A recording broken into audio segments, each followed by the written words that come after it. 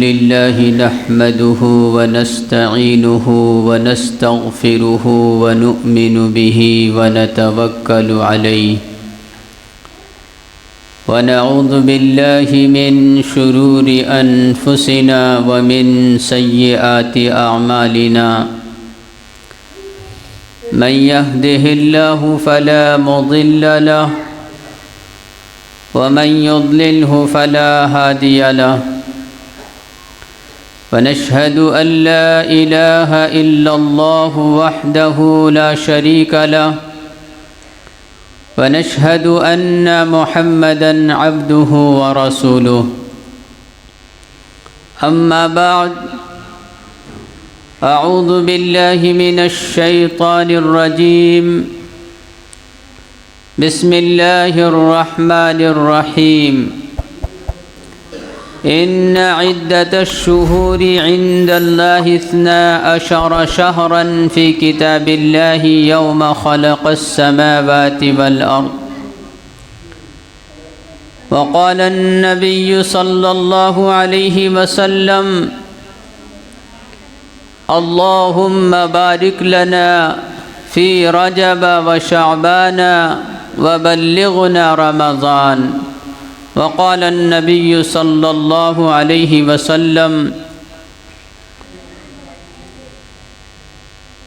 میرے معزز ساتھیوں،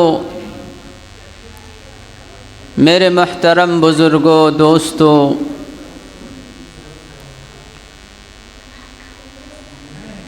یہ مہینہ جو چل رہا ہے یہ اسلامی مہینوں کے حساب سے رجب المرجب ہے۔ اس مہینے کی بڑی فضیلت ہے۔ قرآن کریم میں اللہ تبارک و تعالی نے فرمایا ان عدت الشہور عند اللہ 12 شہرا فی کتاب اللہ یوم خلق السماوات والارض۔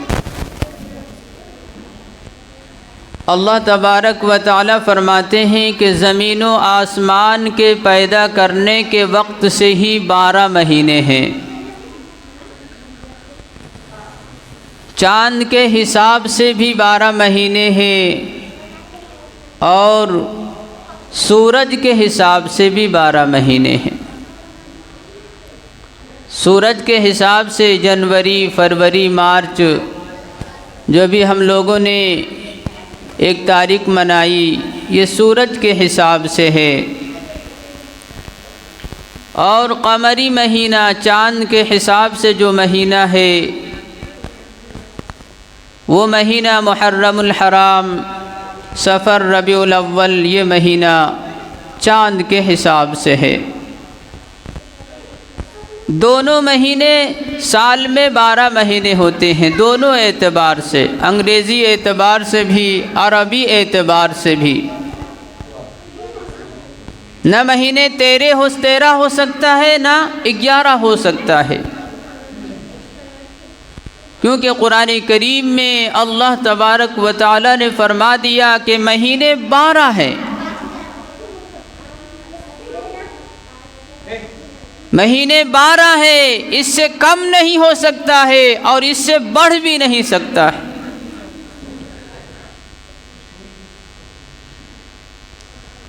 اور ہر احکام کا تعلق چاند کے مہینے سے ہے۔ ہمارے مذہب اور اسلام کے جو طریقے ہیں، جو احکامات نازل ہوئے ہیں، اکثر احکامات چاند کے مہینے سے ہوتے ہیں۔ رمضان المبارک کا مہینہ دیکھ لیجئے، روزہ دیکھ لیجئے، ہر سال رمضان المبارک کے مہینے میں ہم روزہ رکھیں گے۔ رمضان کا مہینہ جو ہے ان کا تعلق چاند سے ہے، قمری مہینے کہا جاتا ہے۔ اسی طرح حج کو دیکھ لیجئے،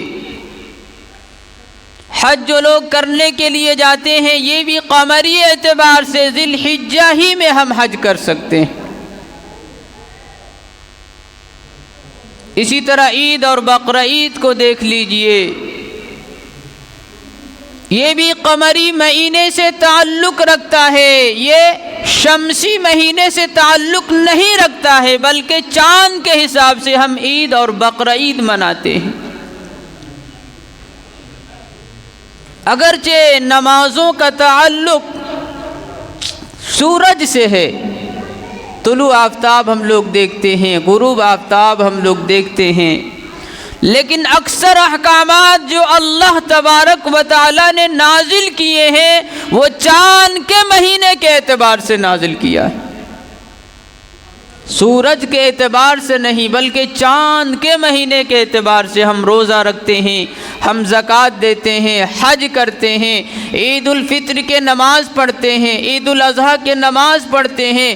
اکثر احکامات کو اللہ تبارک و تعالی نے چاند کے حساب سے نازل کیا ہے، اور ہم بھی جب عمل کرتے ہیں تو چاند کے حساب سے ہی ہم عمل کرتے ہیں۔ اگر ہم یہی وجہ ہے کہ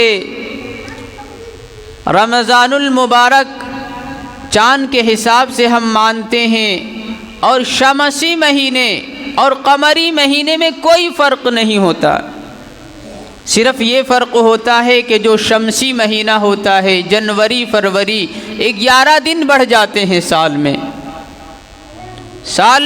11 دن زیادہ ہوتا ہے اس میں، اور قمری مہینے میں 11 دن کم ہوتے ہیں، قمری مہینے میں 11 دن کم ہوتے ہیں۔ چاند کے حساب سے جو ہم مانتے ہیں اور جو عبادات کرتے ہیں، جو احکامات نازل ہوئے ہیں، وہ چاند کے حساب سے سال میں 11 دن کم ہو جاتے ہیں۔ یہی وجہ ہے کہ کبھی روزہ ہم ٹھنڈی کے مہینے میں رکھتے ہیں، کبھی گرمی کے مہینے میں رکھتے ہیں۔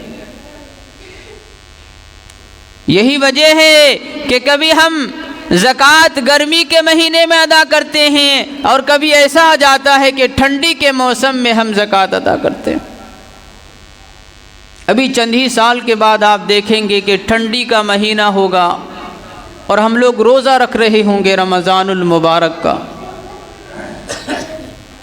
تو مہینہ شمسی مہینے کے 11 دن بڑھ جاتے ہیں اور قمری مہینے کے 11 دن کم ہو جاتے ہیں۔ یہی وجہ ہے کہ کبھی ہمیں جون اور جولائی میں روزہ رکھنا پڑتا ہے اور کبھی کم جاتا ہے، تو ہم ٹھنڈی کے موسم میں یعنی جنوری اور فروری اور دسمبر میں روزہ رکھتے ہیں۔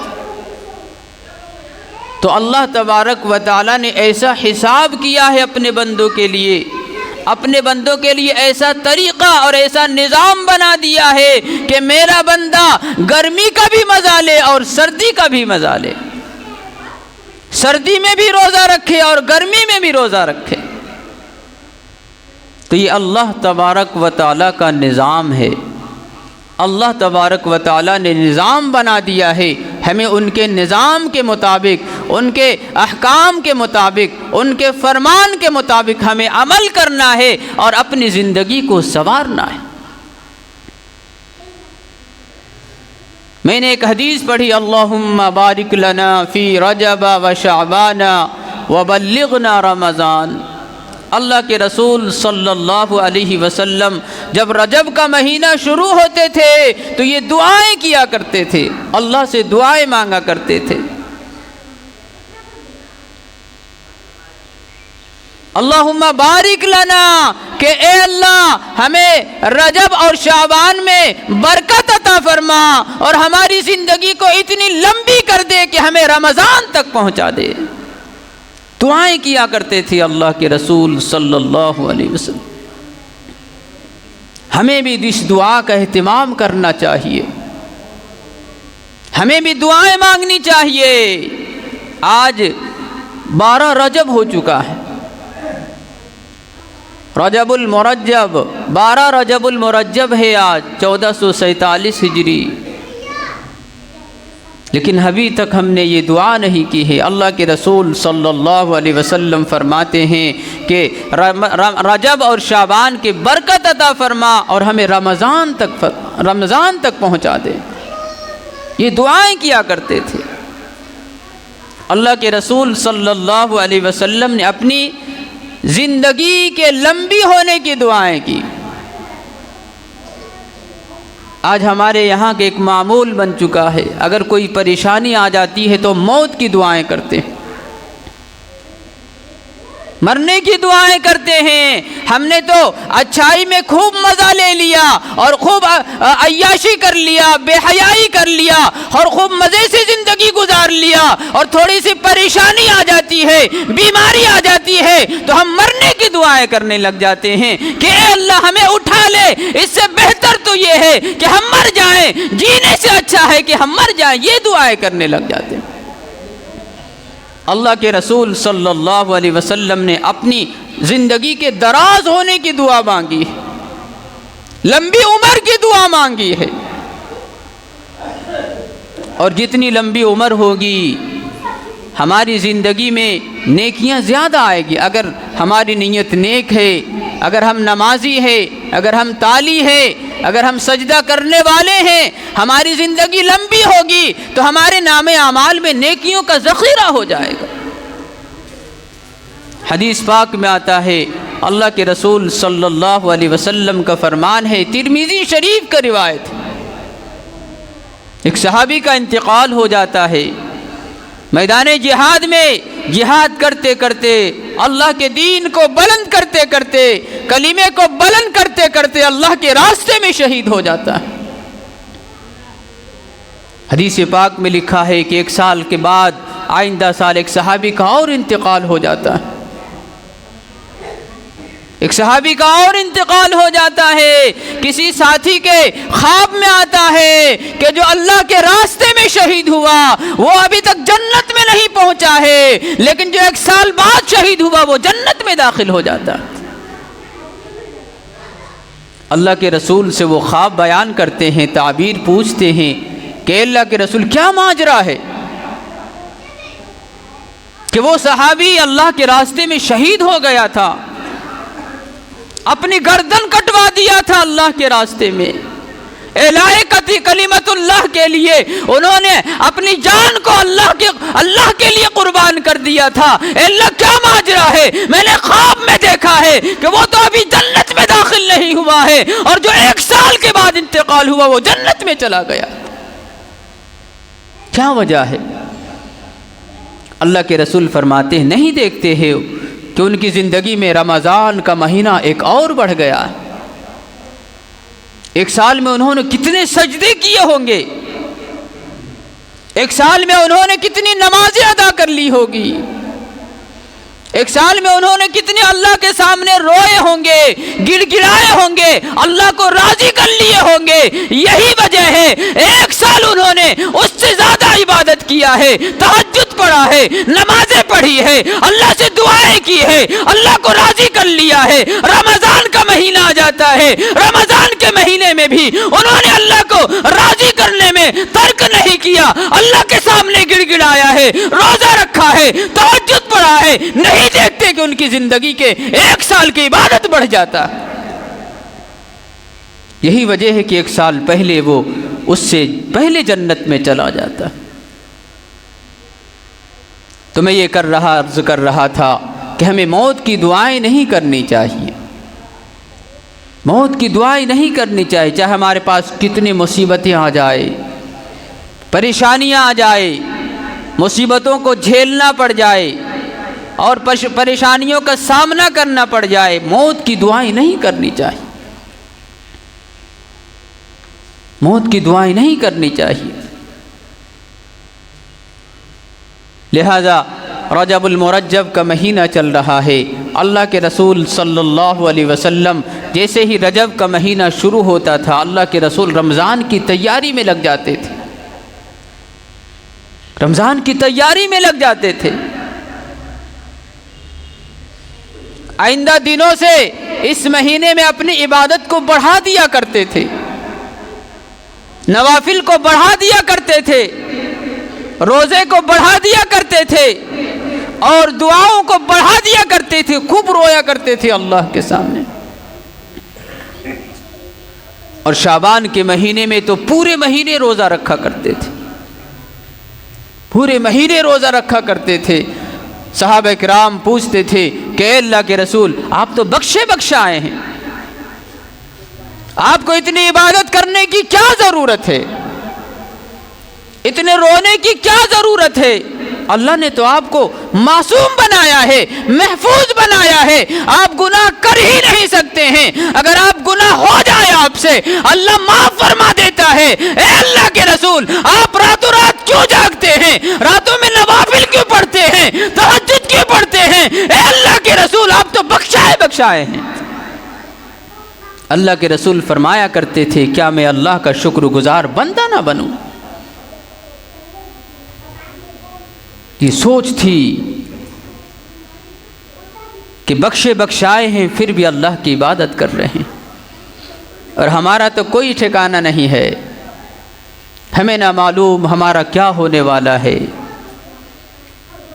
لیکن پھر بھی ہم نماز میں دیری کرتے ہیں، نماز کو ترک کر دیتے ہیں، بہت سارے ایسے احکامات کو جو ہم فراموش کر دیتے ہیں، بہت سارے ایسے کام ہیں جو ہم کر لیتے ہیں جس سے منع کیا گیا ہے، ہم اسے نافذ کر لیتے ہیں، اسے اپنی زندگی میں بسا لیتے ہیں، اپنی زندگی میں لے آتے ہیں۔ اللہ کے رسول صلی اللہ علیہ وسلم رجب سے ہی شروع کر دیا کرتے تھے کہ رمضان کا مہینہ آ رہا ہے، اب ہمیں تیاری کرنی چاہیے، اور دعاؤں میں مشغول ہو جاتے تھے کہ اللہ رجب اور شعبان کی برکت عطا فرما دے اور ہمیں رمضان تک پہنچا دے۔ ہمیں بھی ایسا طریقہ اختیار کرنا چاہیے، ہمیں بھی اللہ کے راستے میں اور اپنے وقتوں کو لگانا چاہیے، مسجدوں میں اپنے اوقات کو زیادہ لگانا چاہیے، اچھے کاموں میں اپنے وقتوں کو زیادہ لگانا چاہیے، اور ابھی سے ہم رمضان کی تیاری میں لگ جائیں، کم سے کم جمعرات اور پیر کے دن کا روزہ رکھنا چاہیے۔ اللہ کے رسول صلی اللہ علیہ وسلم کا معمول تھا کہ ہر مہینے پیر اور جمعرات کے روزہ رکھا کرتے تھے، معمول تھا۔ حدیث پاک میں آتا ہے کہ اللہ کے رسول صلی اللہ علیہ وسلم ایام بیض کا بھی روزہ رکھا کرتے تھے۔ ایام بیض 13ویں تاریخ، 14ویں تاریخ اور 15ویں تاریخ کا روزہ رکھا کرتے تھے، پورے سال کا معمول تھا۔ اور صحابہ کرام نے جب اللہ کے رسول کو دیکھا کہ اللہ کے رسول پیر اور جمعرات کو روزہ رکھتے ہیں، تو صحابہ کرام نے بھی ان کے طریقے کو اختیار کر لیا۔ صحابہ نے دیکھا کہ اللہ کے رسول ایام 20 کا بھی روزہ رکھتے ہیں، 13 تاریخ، 14 تاریخ، 15 تاریخ کو روزہ رکھتے ہیں، صحابہ نے بھی ان کے نقش قدم کو اختیار کر لیا۔ ہماری زندگی میں نبی کا کوئی طریقہ نظر نہیں آتا ہے، ہماری زندگی میں اللہ کا احکام نظر نہیں آتا ہے، ہم نے دین کو فراموش کر دیا ہے، بھلا دیا ہے، پسے پشت ڈال دیا۔